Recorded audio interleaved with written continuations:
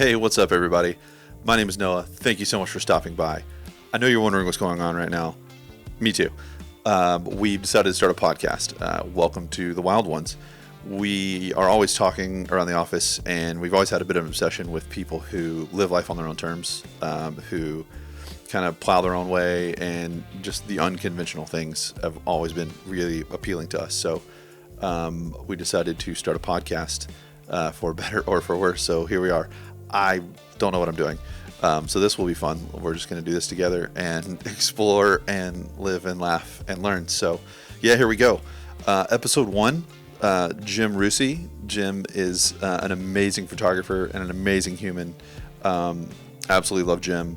I got to sit down with him at his house in Ventura a couple weeks ago and spent about an hour just chit-chatting about life and, passion and staying motivated. So Jim was a surf photographer for like 40 years in Hawaii.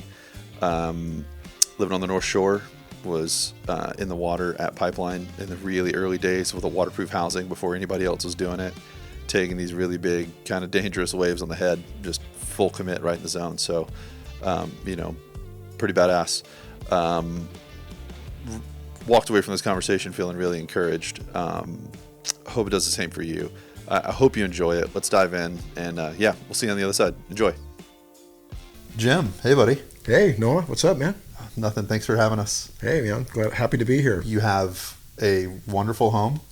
Thank you. Very comfortable. Thank you. Fire going. Yep. Beautiful day here in Ventura. Right on. Little coffee. Yeah, a little coffee action here. Cheers. There we go. Little 2 p.m. cup. There Get you us go. through. Yeah. Hold up. And this is your son-in-law's coffee, right? That's right. That's I'll give a little plug for Sundream. Little Sundream shout out. That's a mouthful. Yep. Seriously, thank you for doing this from the bottom of my heart. Thanks for taking a chance on us, and we really appreciate it. No. I think you have a story to tell that will inspire some people and entertain some people, and I think it's just a good platform. You've done some cool stuff, and so I just want to brag on you a little bit. And right on. Thanks for like I say, anything for Tom, and I love the Iron and Resin brand. So it's totally. But Tom's a dear friend, and so I'm happy to do it. Yeah, thanks. Yeah, Tom's the best, and I think there's a lot of people like me and you out there that would jump through some fiery hoops for that dude. Absolutely. If he asked. Yep. Yep. Absolutely. So let's start. I just want to give people an idea of who you are, because you've got a pretty long story, but I think the bullet points are Surfer Magazine, right? With Yes. Photography World. Would that be your kind of like bio bullet point? Yes. Yeah. You were the photo editor? No, I was a photographer, a senior photographer. You're a senior photographer at Surfer Magazine. Yeah, Surfer Magazine. What years? For about 40-something years. Okay.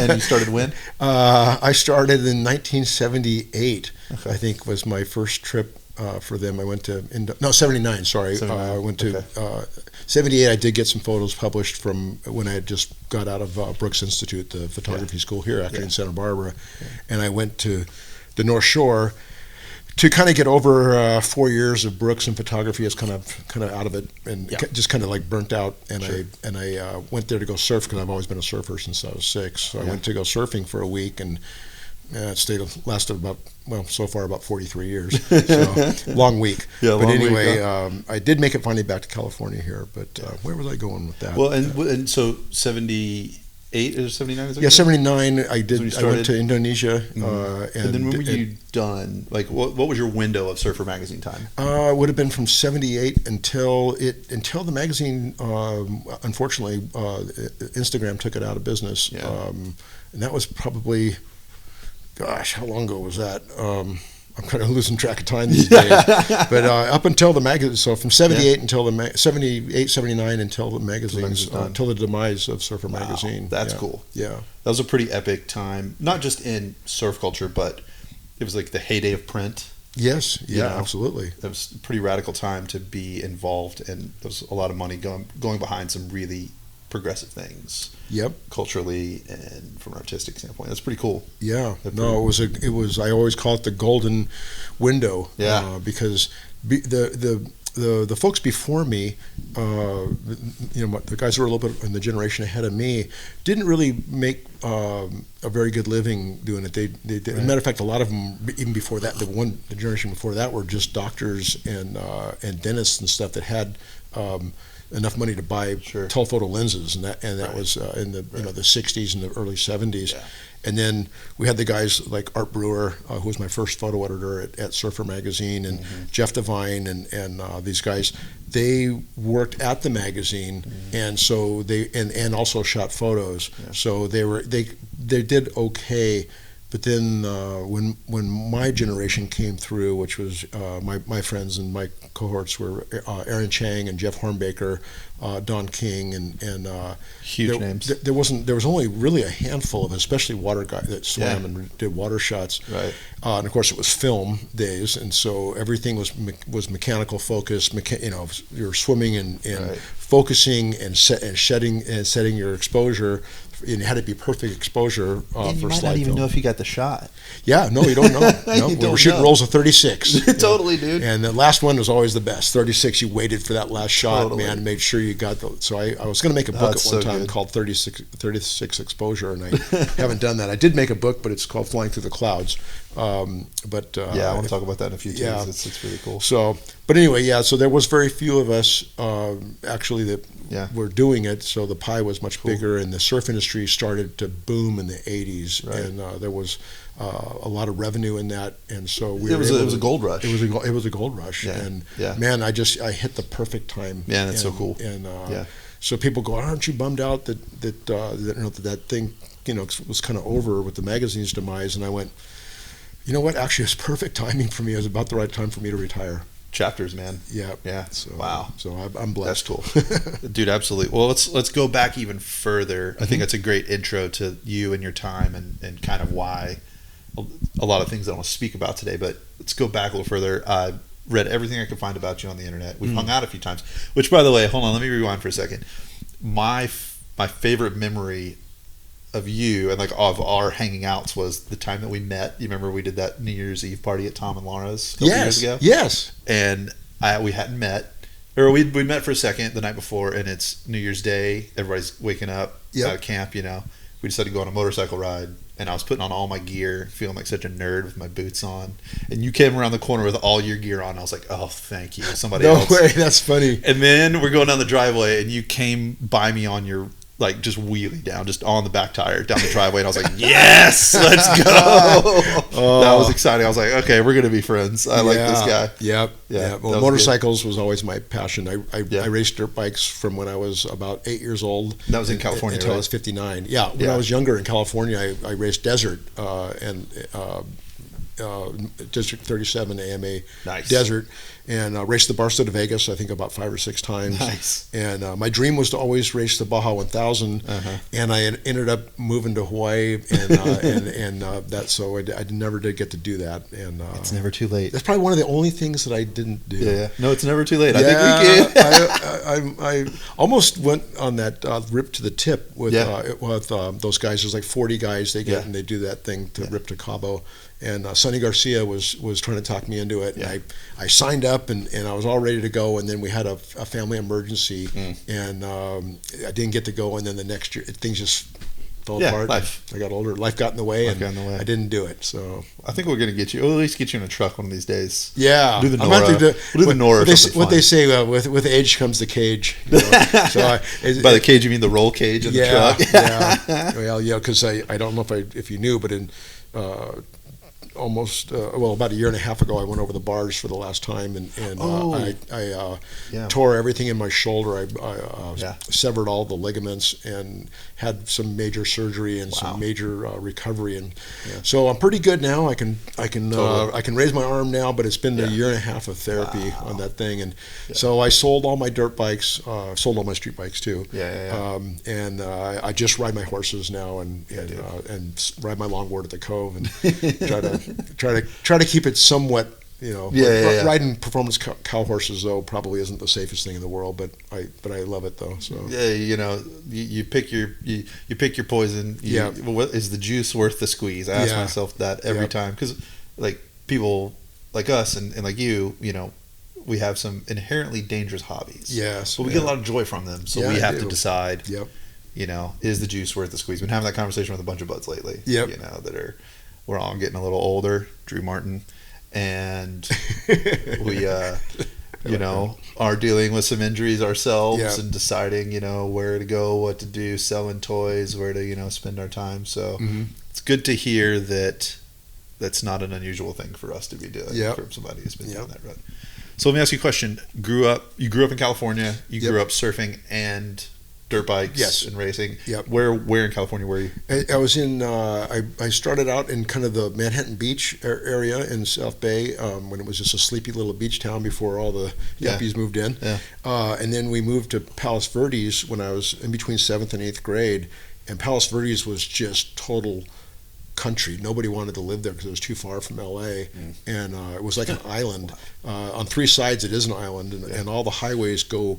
And freeways go way behind it, and so on 3 sides it's an island with one little road that goes out around it, and it was and it was all open hills, and we used to walk up the park strip with our 22s and go shoot in the canyon and stuff. That's wild. Now they would call SWAT if you did Totally. that now, man. You'd be like they would shoot you on sight for doing that now.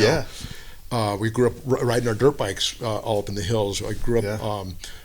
It was a very horse country oriented community. So cool. And of course all the cute girls at school all had horses, and none of the guys rode. So they'd always go, "Hey Jim, do you ride?" I'm like, "Heck yeah, I do." So I rode on horses all my life since I was young. I got more serious about it when I got older, but I rode on them to go ride with all the guys at school. Totally.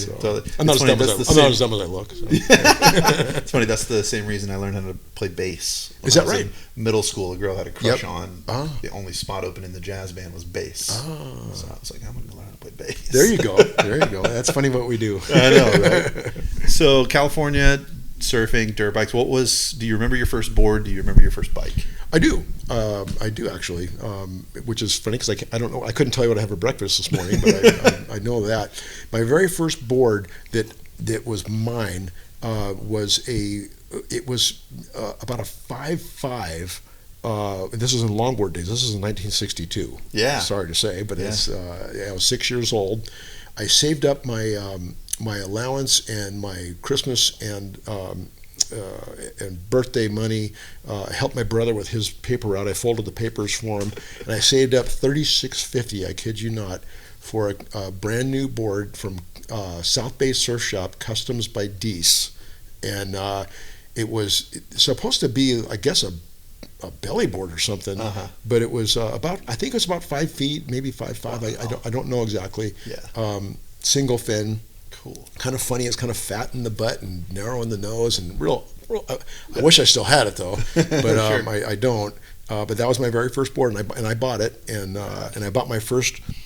The first year we surfed in 1962, when I got that, we trunked it. No one had wetsuits, and then my brother and I got from Body Glove. The next year, we bought these short johns, and they were pure rubber, no rolled edges on them. They rashed you like you couldn't imagine. Right. And of course, everybody called us. I can't say that on TV. Right. Anyway, called us names for sissies, but that's not the name they use. Right. But anyway, for having these wetsuits, but we stayed out longer than everybody else. Totally. And the next year, everybody started doing that. And that was kind of the beginning of the wetsuit revolution. Totally. For California. Yeah, it's funny how you're doing a thing to make your life better and easier, and it's so misunderstood by so many people. And you're like, no, guys, wait, listen. Yep. You're gonna be great. You're gonna love it. Yep. Which is thematic for anybody who's doing things like you did. Yep. Like, I feel like I'm going to hear more little notes like that. Yep. As I get deeper into your story, and we're going to get to that in a sec. But sure. Yeah, man, that's funny. And what was your first bike?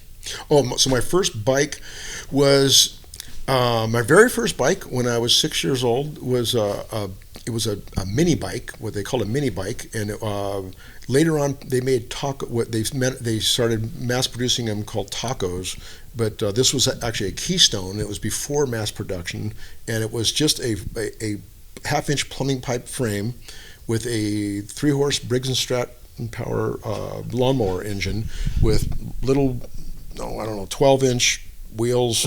Maybe they're a little bigger. I don't know. The back brake was a pedal that pushed a piece of metal onto the back tire, a paddle onto the back tire to stop it. Friction. Yeah, yeah. Wow. And we were riding that thing, and then I rode that. And funny story. We went when I was 11. We had gone to. No, I wasn't even 11. I was way younger than that. My mom had put us in the camper and taken us on a road trip to British Columbia, Canada. And we were camping all the way. She had a big pickup truck with a overhead camper. My mom grew up on California ranches. She taught me how to shoot guns and, cool. and took me to race my motorcycles, and she was awesome. So anyway, we were in Yosemite, and I'm on the back of it. My brother's riding it. My older brother, who's 6 years older than me, he's riding it, and we're going down this trail, and I feel this behind me. I feel this like wet, moist air and this heavy breathing, and I'm like, what in the world can that be? And I turn my head, and here's this horse's face next to me, and I look up, and there's a park ranger on the horse with this red face, furious. Really? Stop! And I'm like hitting my brother on the ribs, going, "Hey, I think we have to stop." He's like, "What?" And so he stops, and this ranger was so mad at us, and he goes. But it was before anyone had any motorized things. So it wasn't against there was no rule. Yeah, so he said, this is not going to happen. And he took us back to my mom, and I was ranting and raving at my mom. My mom was like, well, yeah, is there a rule against that? And no, but there's going to be. There's going to be one. Boy, there sure was. The rest of my life, I watched them make rules everywhere. Wow. So anyway, sorry, but kind of. That's why we're here. That's funny. Okay. Yeah, I bet they. Not only did he have no idea what to think about that. Yep. I love that he'd chase you down on horseback. Yeah. It was awesome. That's rad. So then my first real motorcycle right after that, it wasn't even a real dirt bike. It was a. Oh gosh, Wait, was the Briggs & Stratton? Was it pull start? Yeah, yes, it was. Nice. And the thing broke all the time. Totally. You had to know. We had to know how to fix stuff. That's how I learned how to fix everything. Yeah, dude. Yeah, we had to do it. So, but then I had a Honda S90, which was a T-frame, a pressed T-frame. Cool. And it wasn't really a dirt bike, but I put knobbies on it and a straight pipe and terrible suspension. And I went out and bashed around on that thing until I got my very first real production race bike, and that was a 1969 Yamaha 125 MX. Is that the dual rear shock? It did have. They dude. didn't come out with the monoshock till 76. Yeah. This was 1969. Yeah. And this thing was super. Had 18 horsepower. It had 4 whole inches of suspension travel. Yeah, with the 4 rear. at the most. Yeah, and no brakes. The brakes were awful. Yeah. Drum brakes, and and it broke down all the time. But it did have 18 horsepower, and it went really fast. It was the fastest thing out. It was really fast. Yeah. And it came with an expansion chamber, which was the first one that ever came with an expansion chamber. I didn't know that. Yeah, wow, cool. Yeah. And we used to build them in metal shop before that. And even after that, we still did. I've never heard of that before. That's cool. I like that. Yeah. So that was my first race bike. It broke down a lot. I finally broke down one time in the desert, and I was waiting for rescue, the pit truck to come around and get me, and it got dark and cold, and I got scared, and I was only 14, and I started walking for these lights that didn't look that far away, but they were the lights of Lucerne Valley, which were like 60 miles away. Jeez, yeah. And so I got lost in the desert in the middle of the night, and they had this group of guys, they were Vietnam veterans, called Rescue 3, and these guys tracked my footprints and found me at like 3 o'clock in the morning, freezing to death in the desert, and they had some sandwiches and some little bottle of Pepsi. Yeah. Man, I drank those, and they took me back to my mom at the pit. Yeah. Pretty panicked. Yeah. Yeah, totally. She had a 2-wheel drive truck at the time, so she went and bought the very first 4-wheel drive Ford F-250 that in Manhattan Beach, and we had to go all the way to Yorba Linda to get it. You couldn't even order it at Manhattan Ford. Wow, and no way. So she got that, so she could come. So if I ever got stuck again, she could come. Right. That's how my mom was, so she could come get me. So it looks just like the one that's out in front of my house, yellow and white, but that was two-wheel drive. Yeah. But, Wow, the same color and everything, same year and same color. Oh wow, Yeah, cool. Yeah. What time of year would that have been? It was do you remember cold. what race it was? No, I don't. It was winter time for sure. So it was winter time because it was cold. It was pretty warm in the day. So I just had my racing jersey on. Yeah. And I had real leathers pants. So you're somewhere between Johnson Valley and Lucerne Valley at 14 years old in the middle of the night. Yeah. Man, it was cold. I was wearing my Bell Star, the very first Bell Star. I was wearing that. I had leather Torsten Hallman racing leather pants on, but I just had on a long sleeve T-shirt and my jersey. It was like a vest with my I belonged to the Desert Turtles. MC was a no kidding. race club. So everybody had clubs totally. in those days out there. Yeah, and we hung out with Desert Turtles was kind of a smaller club, but we hung out with the Checkers, which was like the oldest, biggest. They're still around. Thing. I think, right? Yeah, they're still around. They were some of the races that last weekend. Yep. Yeah. So we hung out with those guys. Cool, man. That stuff's still out and kicking. Yep. It's so much fun to watch, man. Like, multiple generations in the same club and still out racing all the time. Yep. It's cool. So I want to pivot to photography a little bit. I'll talk about dirt bikes all day, and I'll talk about surfboards all day. Okay. But I got to earn my paycheck. Yeah. When did you first cameras? What was that early stage of photography for you? Okay. My very first camera, I was stealing. My mom and dad were both pretty good amateur photographers, and my dad was he had a Miranda D. 35 millimeter, and he shot slide film. He shot Kodachrome 25, cool. And maybe that's all anybody shot in those days. I don't know, but anyway, I started swiping his camera, and I actually, when I was going to the desert to race motorcycles, I'd go out and shoot a couple photos of my friends, and then I started taking it to school and shooting a few things at school with it. That was like in 8th grade, and they said, well, you know what? No, that was even earlier. That was 6th grade. Sorry, like 6th grade. So then they bought me this plastic camera and a little dark room with a printing contact printer. No way. Set, and my dad started helping me shoot and develop film in a closet in our house. Wow. And I really started getting into it. So my dad ended up relinquishing his Miranda D to me, and I shot that through junior high school and into high school. And then in high school, I was taking freshman English. We're trying to read The Grapes of Wrath. I had dyslexia, which they didn't know what that was at those times. Right. And just absolutely hated it.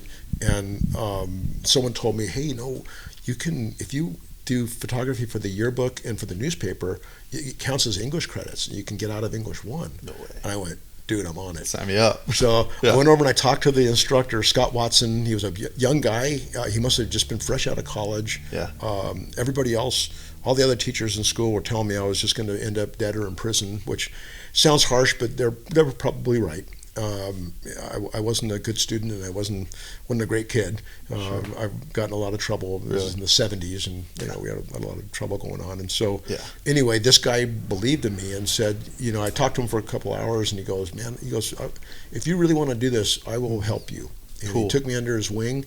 Taught me a lot about photography, a little bit about life, and I ended up doing 4 years of the newspaper and the yearbook, and to get out of English, and his name was Scott Watson, and I sure wish I could find him and thank him because he. Internet, this is your job now.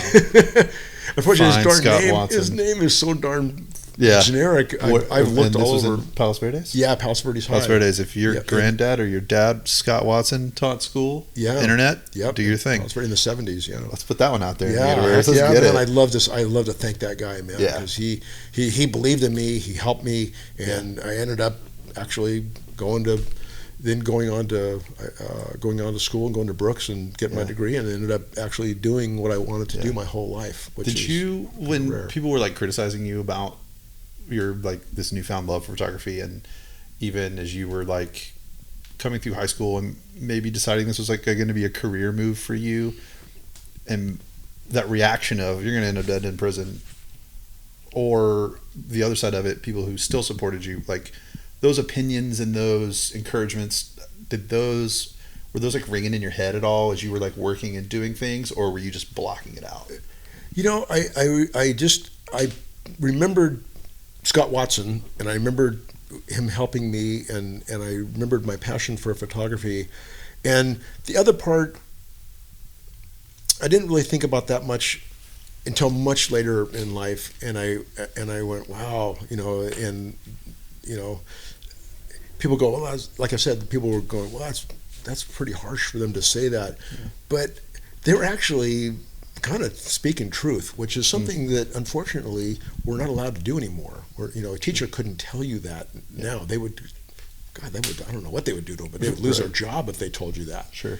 But my direction that I was going, in the 70s with all the partying and all the stuff going on, and the direction I was headed wasn't a good direction. So they were actually speaking truth to me, and you feel like you beat the odds a little bit. Yeah, I feel like I beat the odds a lot, man. Sure. Yeah. I fortunately I did carry it on. I did kind of keep up that lifestyle until I was 29. When I was 29, I had a moment of clarity, and I opened my eyes, and I ended up getting clean and sober and walking with the Lord. And so I've enjoyed 39 years of sobriety. And awesome. For a guy like me, and that's there's people who can drink and can handle it, sure. and there's people that can't. I'm one of those guys that my off switch is broken, so I end up in a lot of trouble when I do that. Yeah. So people will tell me, they'll go, "Oh, Jim, come on, have a beer," and I go, I'm allergic to alcohol. And they go, what? And I go, yeah, I break out in handcuffs. And I go,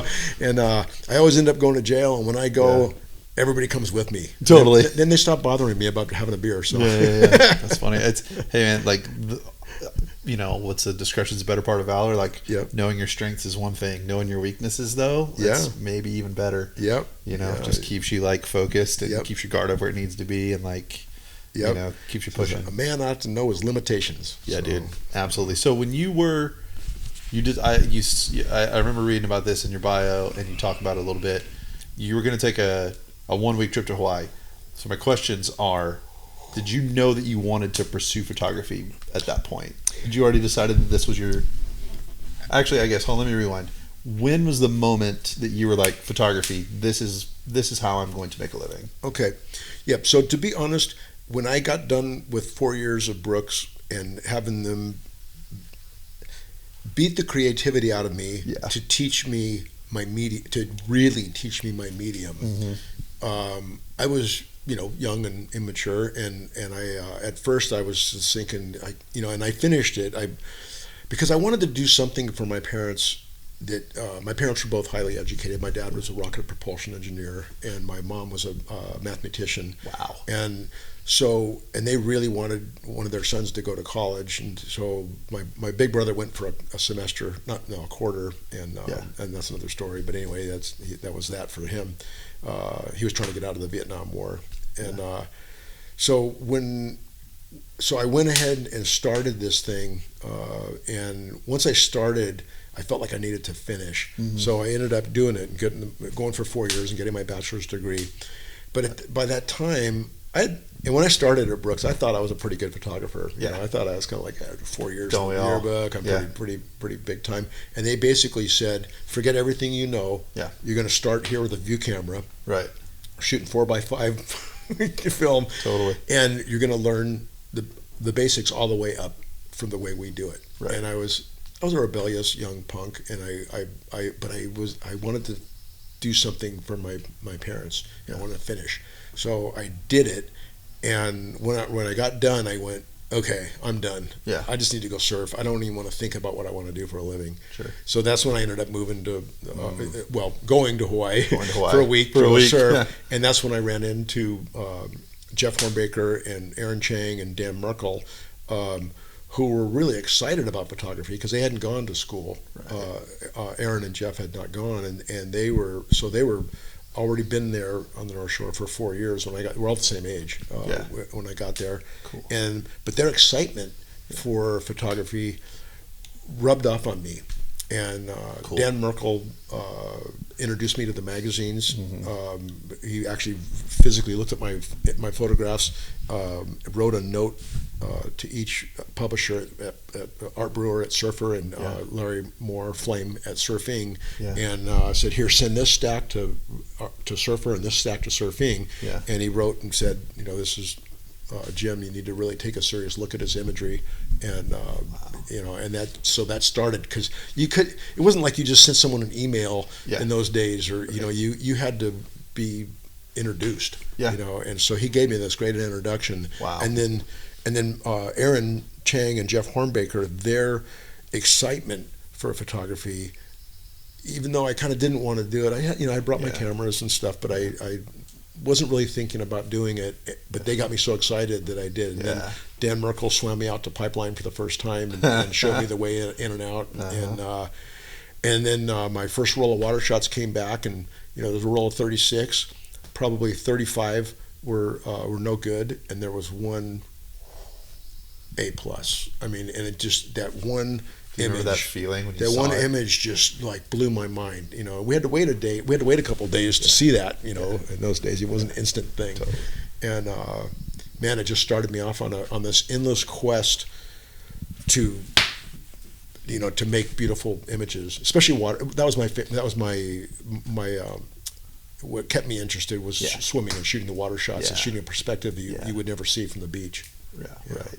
It's funny, man. You going through college, getting through it, you got the pedal to the floor, and then you get out and you're just looking for a little direction, and it just took a little spark. Yep. And just one dude. Yep. And just floored it for you. Yeah. That's so exactly cool, man. Exactly right. Was that your first roll? That was your first time in the water with a housing, like ready to go, right? I'd done it a little bit in California with a Nikonus, which is an old dive camera. I did that, and then even that first, I didn't do it that much in California in the water because it was cold, and plus I always wanted to surf, right. And so I hadn't gotten quite that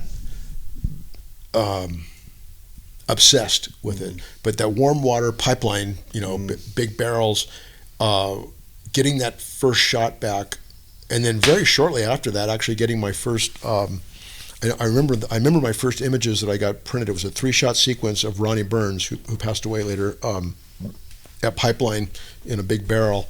I think that was in 1979. Might have been 1980. But anyway, that was my first that I got published, and then I just went, "Oh my gosh, this is what I want to do." Yeah. And I was just obsessed with it. Yeah. Start rearranging your life. Oh yeah, absolutely rearranged my life. Yeah, that's so cool. And it became the foremost thing in my life. And I still surfed a lot, but I put a heavy priority. And of course, it wasn't digital; then it was film. So we like to shoot the first hour of light and the last hour of light to get that nice golden light. Yep. And because film was expensive, and even though very shortly thereafter I started having the magazines give me film and clients. I worked for Quicksilver for 30 years as well. And but there was still a budget, though. There was still, it wasn't infinite. So we would shoot in the best light and the best conditions, and then that film, this was transparency film, so it would go off. We'd go to Sunset Beach surf shop, and Kodak would come there in the afternoon and pick up the film, take it to Honolulu, and then it would come back in a day or two. It would come back, and we'd all the crazy surf photographers would cram into this little bitty surf shop and drive the owner nuts, and getting our film and then going home and editing it. Yeah. But we had a lot of time. If you shot 10 rolls on a day, that was massive. I mean, that was huge. Yeah. Well, that's 360 images. Yeah. My camera doesn't even get warmed up at 300 images. Totally. I shoot 2,000, 5,000 images a day. Right. So we had a lot of time to be outdoors while we were waiting, and so we still surfed a lot. Sure. Digital was kind of taking that away because we'd shoot 2,000 images in a day, and then we'd go home and stay up all night and geek out on it and light, culling them and then editing them in color correction in Lightroom. Totally. And little beauty in the having to wait. Yeah. The anticipation and just being able to ground yourself again and not just destroying yourself in work. And plus the learning curve was so extended from that there wasn't that much competition because it took people so long to learn how to expose transparency film, which has a latitude of only about a half a stop at the most. To make. But you look at like digital cameras now; it's like 14 stops. Yeah. Oh, you can shoot anything and it goes right into Lightroom, and you just Camera correct raws, it. I mean, it's going to be better if your exposure's on. Sure. But I can make a C minus into a B plus, no problem. Absolutely. But when I start off with an A, I can make A pluses, man, just mind blowing. Right. And when you're shooting on film back then, they all had to be A's. Yeah, they did. They had to be A's. Yeah. Because they had to make chromalins, which was a color separation. Anyway, that's a huge, long story that people would just go, what? We should do a whole episode on that because I love that stuff, man. I nerd so hard.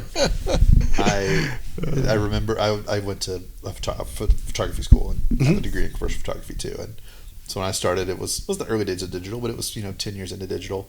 But we were still taking like a handful of film courses. Yes. And I can remember coming out of the dark room, and all the teachers being like, we love to see it. Still got the dark room eyes. Yeah. Yep. It was such a cool thing. And like you were telling me earlier, your phone, you lost all your photos, like years of photos. Yep. And like I think about that, and something like that happened to me recently. And so I keep my girlfriend and I, we keep a fun saver on us, a little Kodak fun saver, all the time. Oh, we want something, and the idea of like snap and then it's back in your pocket, and you're just in the moment, is huge, and like I want to have prints of my family around the house, like of her and like things that we do, and like we now have photos on our refrigerator and like on our walls, and like I was thinking about that when you were saying like we would shoot and then we'd be able to hang out outside.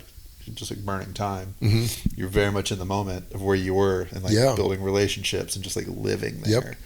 We get into the digital aspects of things, and it does increase productivity and does give us more latitude and more strength, but I feel like we're robbing ourselves because we're so focused that we're not in the moment as much as we I think you're absolutely right. In the past. So like I try to make a conscious effort to like no digital, analog, it's like go to Baja and all the signs are hand painted, and you just start to feel that vibe of like loosening up and taking your time.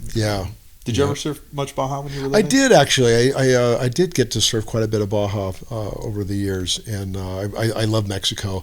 And then I started going down to Port Escondido a lot. We started going there because it was the Mexican pipeline, and I go down there with my my pro surfers, and but I actually started going there when it was in the late '70s, and it was really nothing there, man. And how did you get there?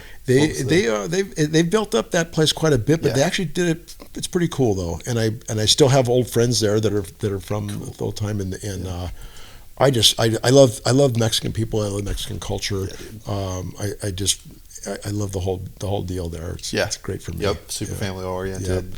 Nice. I wish my Spanish was a little better, but mi español es muy malo. Es solamente necesito para vámonos a la playa, vámonos al restaurante, vámonos al banco. But other than that, I wish I could speak it well enough to really have great conversations with people who don't speak English.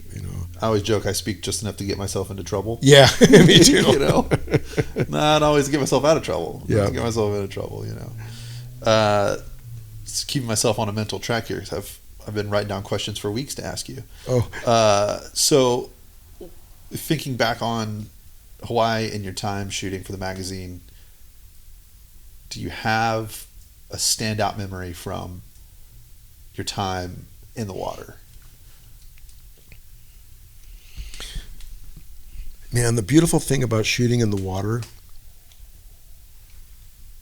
is even though I have friends and competitors and other water photographers around me, especially at Pipeline, especially later on, there's a great camaraderie. But there's also, you're so alone, and you're alone with your thoughts. You're alone with your mortality, because it's so, especially shooting, like at Pipeline is, you have to be a realist. You have to know that the next wave could be your last moment on Earth. You know, Wow. It's very serious, and we do. I've been part of rescues and part of recoveries. I've had friends, surfers, and other photographers pass away, and so it's a real. It's an unbelievable feeling to be in the water in your own world, and focusing on this most beautiful. You know, I've been all over the world and photographed surf spots all over the world, but Pipeline is as mesmerizing as anything, and I've never gotten. I shot there for 40 years, and I never got tired of swimming at Pipe and shooting, looking at that barrel, and. So your question was there a particular moment? I've had moments of ecstasy, of kind of knowing pretty much for sure that I've just connected, you know, with someone in an incredible barrel, incredible moment with incredible lighting. Yeah. I've had moments of absolute sheer terror, getting caught inside, and just like I said, knowing that this could be it. Heavy waves. Yeah. Oh yeah. And I've had incredible moments underwater, being tossed around like a rag doll in slow motion. Right. And I've had moments. I do have some stitches from hitting the bottom, but I also have some.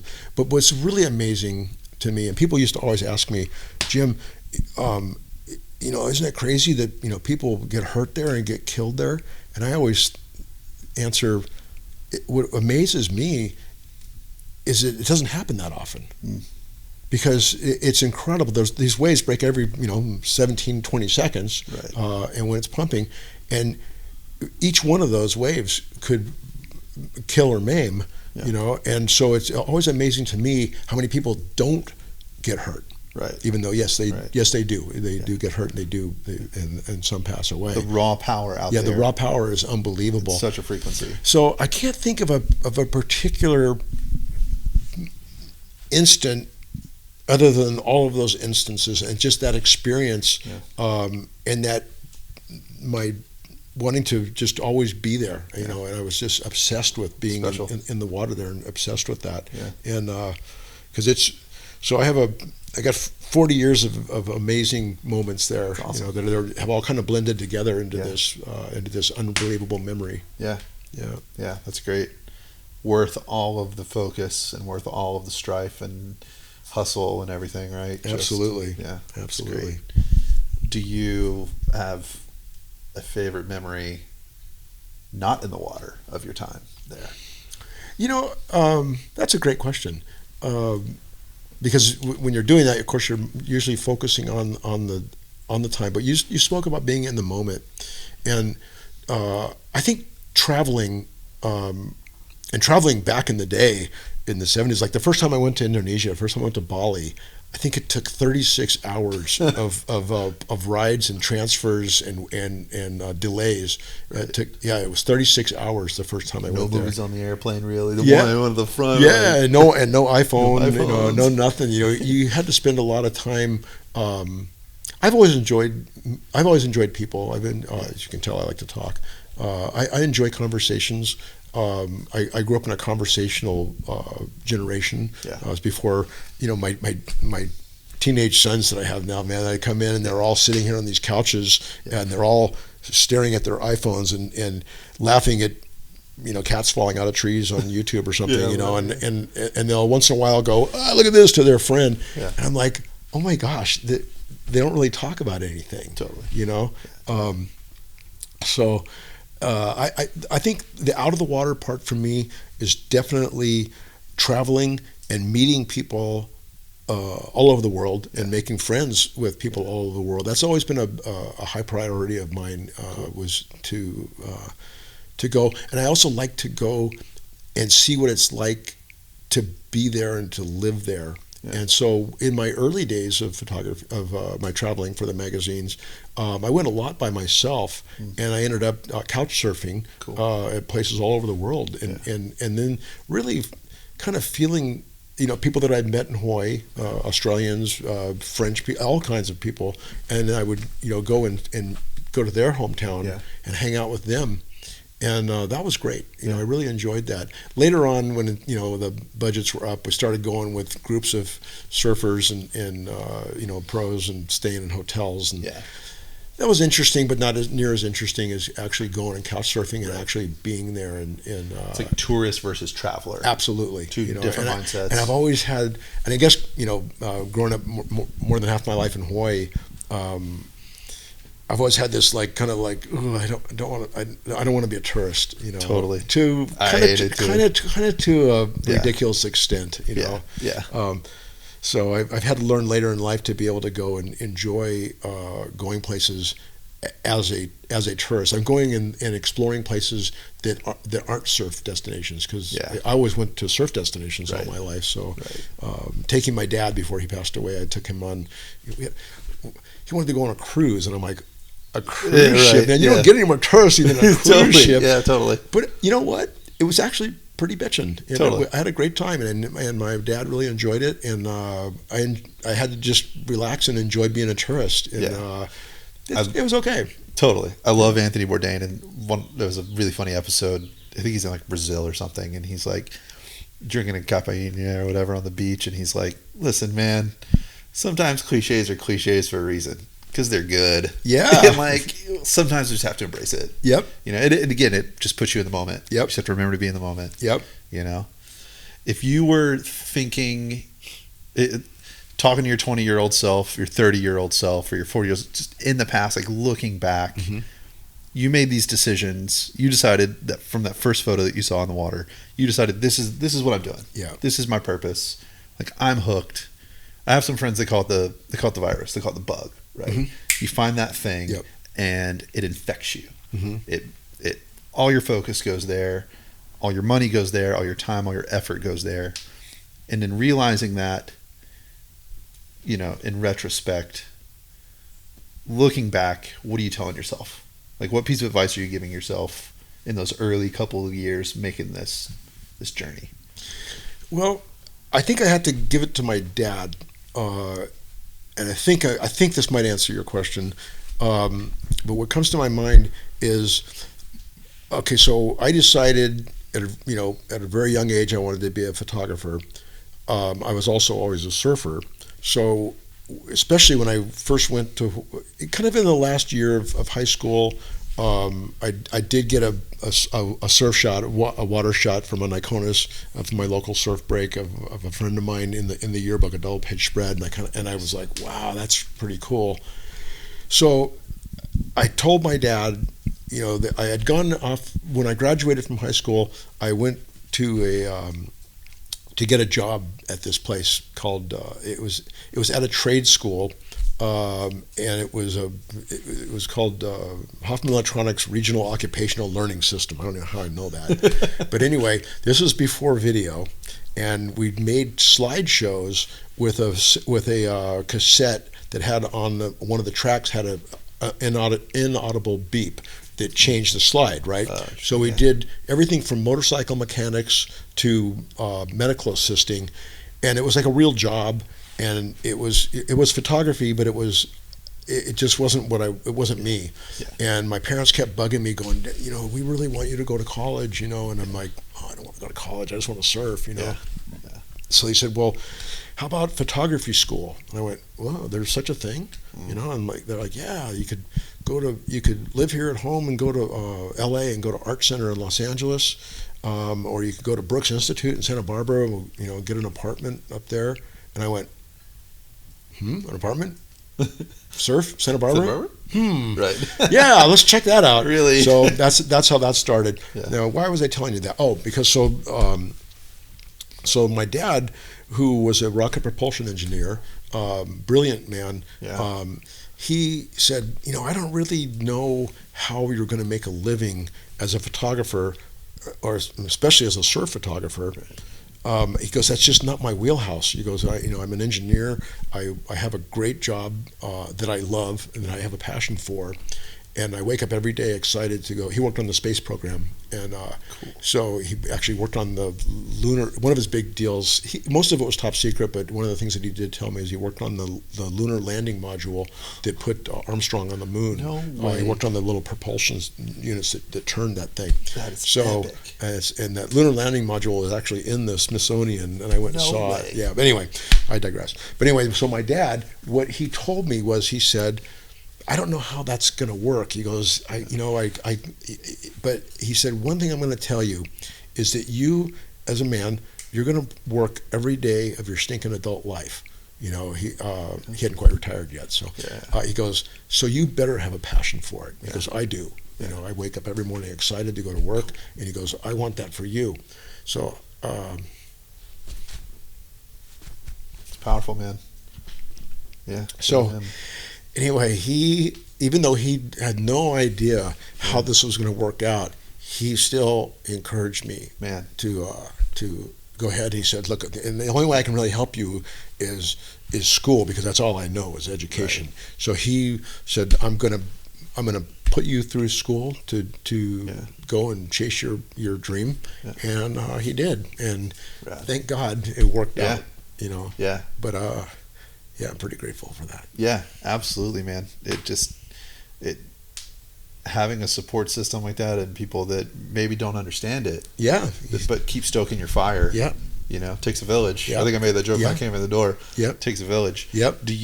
When you were seeing this photography and surf photography, like when you were deciding that this was like your path or something you were into, did you think that it was going to be as impactful as it's going to be? Like, did you go into it going, I love this, or did you go into this going, yeah, of course I love this, also this is going to be huge? Yeah, no, it was the first one. Did you see that? It was. I didn't really see it being huge, and because it took so long to get it, because they didn't have Insta, then, so to get to a point where you're actually making a decent living, it took 10 years, of getting things published, and to getting companies, the surf industry companies and magazines to trust you, because they had a lot invested. Okay, they were buying. Well, the magazine, was printing every month, and they had to have the goods. The advertisers were buying a year's worth of double-page trucks in a magazine, paying for that space. They needed to have imagery, the best imagery they could get to represent their product. So I ended up licensing images to just about every surf company there was. But then Quicksilver had pulled me on and retained me. And then again, I kind of going ahead of myself here, but then, and this is a whole other story. Nobody wanted to do women's surfing at that time, and because they didn't surf that good that time. But I had little did they know that was a huge a huge market waiting to be tapped into. I'm going to have to go there with this. This was so amazing. This was a huge. Okay, I didn't see it coming, but this went huge. Right. Okay, what happened was I had been 15 years, shooting for the surf magazines, shooting the guys for Quicksilver and for a lot of other company, Billabong and all these other companies. So this guy Randy Hild, who's just a genius in design and marketing, he had gotten a job at Quicksilver, and they wanted him to promote and get this brand, the women's brand, going, because they knew that there was money in women's sportswear. They knew how hard it was to make money in men's surfwear, right? So he took this job on. He called me and asked me to come one day for a day rate to come while they were shooting the lifestyle stuff on the beach at this Dewey Nicks, a real famous fashion photographer, was shooting them at this beach house on 54th Street in Newport. And Randy said, "Can you come and shoot some water shots of them surfing out in front when they're while they're not doing their land fashion?" We ended up calling it. And I said, "Sure, I'll come and do that." Well, 54th Street in Newport is these it was barrels, and it was like kind of short, shortboard barrels, and it wasn't fun. And girls, to be honest, and women, I say this only because of how far women's surfing has come now, because it's unbelievable these days. Yeah. But in those days, in the mid '90s, most girls, there wasn't the level of surfing there is now. There weren't as many girls surfing, so therefore it had grown to that. Yeah. So anyway, we were trying to shoot this stuff in the water. These girls are just getting beat downs, and it's just not fun. Randy had this vision that for a long time, that to capture this market, he had to make it attainable and interesting to across the board for girls and women everywhere to want to. And he goes, and the only way they're going to want to do that is to have fun, and then they can relate to it. Sure. So I said, Brandy, this is not working, man. Can I take these girls afterwards down to San Onofre and shoot water shots of them? I had stolen this idea of a pole camera from Aaron Lloyd, who had made some great surf shots with the 3-foot pole camera. And I said, I have this rig, and I want to take these girls to San Onofre, put them on longboards. They can wear some of the clothes even, and just go by the camera laughing and having fun. And he said, that's a great idea. But we have these girls they're all from, the agency is going to kill me. They have to be done at 4:00. Yeah. And I can't let them go do that or ask them to go do that. And I said, Randy, let me ask them if any of them want to go. I'll just put it out there. And I think there were 6 girls. 5 of them said, hell yes. And they came, and in an hour and a half, we shot. This is some film days, so rolls at 36 in water shots, and with undoing housings. I had 2 assistants, one on the beach, undoing the housings, reloading them, and then one assistant swimming out to me and handing me my water housing. I had 3 housings. Great job. I would take that job in a heartbeat. Yeah. And I was so in an hour and a half, I shot 19 rolls of 36. Which, to my knowledge, that's got to be a world record. I don't think anybody's ever shot 19 rolls of water shots in an hour and a half. Sounds like one to me. I'm in. And anyway, we did. We had these girls going by. I was shooting it from behind, so it was front lit golden light, and and San Onofre cliffs in the background, and they were going by and laughing and being women and looking beautiful. And I took the film a couple days later down to my boss at Quicksilver, ended up being my boss at Quicksilver, Randy, and I showed him to him, and he just said, "Oh my gosh, this is it." He goes, "We're going to lock this down. We don't want you to do this for anybody else. I'm going to retain you. You tell me what you want, and that's it." So I ended up making a year-by-year retainer. And that campaign for me lasted 15 years, which in my industry is unheard of. Oh, dude, absolutely. And so you just kept timing it right. Like you were just like hitting these like moments. Right place at the right time. Yeah, man. And but you had the vision too to like execute. Yep. And you just happened to be getting along these other souls, these other people that were on the same.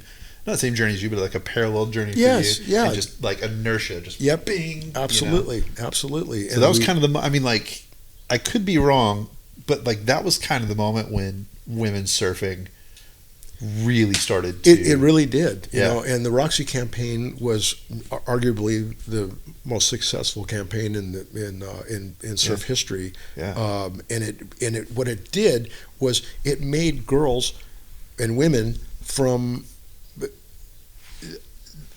all over the United States, inland as well, and all over the world, go, wow, I want to be there. I run into women in their 30s and 40s, and maybe some even in their 50s now, and they'll ask me questions, and then they'll find out that I did the Roxy campaign, and they'll say, "Oh my gosh, I had those posters on my wall. I collected all the hang tags, and that was your stuff." And I'm like, and they were excited, and because they could relate to it. They couldn't relate to shortboard competition, and the shortboard competition stuff didn't mean anything sales-wise because those girls were all sponsored. They didn't buy swimwear. Sure. They got their stuff free from their sponsor. Yeah, sure. But Randy had that vision that he needed to make that market a worldwide, all-inclusive for women everywhere. And he did. And he let me have incredible creative freedom. Also, being in the water, I talked about a pipeline, being in your own world. I didn't have to deal with art directors and all that in the water tripping over my shoulder. 100%. So they were Can't hear you. Yeah, can't hear you. So they gave me incredible freedom, and we got away from focusing on this the swimwear or the clothes looking perfect. Yeah. We got into the lifestyle, the imagery of these girls just having fun in the water, riding waves, and not riding waves, sitting on their surfboards, diving underwater. Just all these different things, and I got it to do water and light and motion was kind of my parameters. Absolutely. And so we got to do some pretty abstract stuff, and so it was and plus we had unlimited budget. What? Never heard of that. Yeah, that was pretty amazing, man. For Yeah. 15 years, we traveled all over the world Yeah. and made those images, and it was absolutely mind blowing. Man, if that's this is why I wanted to come. This is why I wanted to talk to you. I didn't know that side of your story, but I could tell this just because of the person that I've met and I gotten to know. And I hope you really. I hope this. I don't know. I don't know if anyone's ever told you this before, but like you've touched a lot of people. Like you have influenced and you've inspired a lot of people. Like millions of people. Like I'm not even kidding. There's no way your vision has not inspired millions of people, and I hope that's a cool legacy for you. And I hope even just beyond surfing world, like I know Tom and his idea behind marketing Iron and Resin is very aspirational. So what you were doing back then was probably some of the first aspirational style campaigns. Could be. Even though Tom's not a lady surfer, the attitudes that were going on in those campaigns back then have influenced Tom and how he markets things. Yeah. So I hope and I hope this makes you just, I don't know, man, a word of encouragement to you as someone who, obviously we're friends. I mean, I do absolutely look up to you. Like, you've inspired a lot of people, man. And like, that's just so incredible. I hope you're encouraged by that. That is encouraging. And like you mentioned before, did I never know this was going to be, when I started, this was going to blow up into this big of a thing. No, I didn't. I just loved photography. I loved capturing that image. I loved sharing my view. I think God makes everybody different, and some people, and it's hard for me to relate to people who don't see things in the world. Yeah. But to me, I've always been very observant. I've always seen, I'm looking at the sparkle of the little bit of rainwater glittering off that leaf out there when the sun hits it. I'm looking at everything I look at. And one of the things I really loved about still photography, and now I have to shoot video for my son, but I've shot stills, most of my life, and I've always loved telling a story, capturing an emotion, invoking an emotion to the viewer of something that they haven't seen, that they might not stop to see in 1/1000th of a second. Totally. And that sliver of time and history that never was before, never will be again. Yeah. And so that was kind of what really drove me. And then it just, with that passion, with that drive, with me seeing things that from a little bit different perspective than I guess I always say, people always go, "Oh, you're pretty normal." I go, "Man, don't call me that." Totally. It's fighting words, pal. Yeah. Someone says you're kind of weird. I'm like, "Wow, thank you." I have a different vision, a different view of things, but I like to share that with other people. Yeah. And so that's what photography was, in the magazines and the advertisers and all those things, was an avenue for me to be able to do that. And and I still share on Instagram, even though it's it's free. I share my work on Instagram and what I see now. Now, granted, mostly now it's more horse stuff now. Because that's mostly my world now, is riding my horses every day. So that's awesome. Yeah. Do you have a closing thought to impart on the world? The internet here that's listening to us. Oh man, you know what? I think I just need to reiterate that what my dad taught me, and that was that you have to follow your passion, whether it seems logical or not. my son, my youngest son, I have some teenage sons that yes, I started very late in life with those. He quit surfing about 3 years ago, which was kind of painful for me. But he's a skater. My older teenage son is a aspiring pro surfer, and I go and shoot with him all the time. That's why I have to shoot video and long lens and all that. But the younger one, my younger son, Kona Boy, he is a skater, and he loves filming. And so he skates and he films, but he doesn't film. He films with these 1990s That's the thing. VX 1000s and the oh gosh, I can't believe I forgot the name of this thing. PX. I can't think of it either. Anyway, and he skates, and they're these big clunky '90s cameras. Totally, he just loves that look. And on the front, on the front element, he's riding this big giant Century Optics ultra wide fisheye. It's nice. Huge. Yeah. And he skates along with these guys, and cool. He's making these beautiful images. Yeah. And he made his first skate film. It took him 2 years until he thought it was ready, and he ran that thing. He had the grand opening for his film at the skate park here at West Park, and nice. like 150 people showed up. Whoa. And they were screaming and hooting like an old surf movie. And I was like, wow, cool. Is he really gonna do this?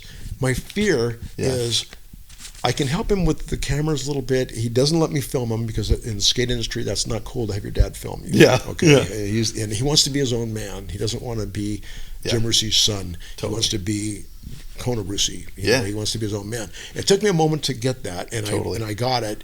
And so it's funny because it kind of comes back around now because I want him to be able to make a living.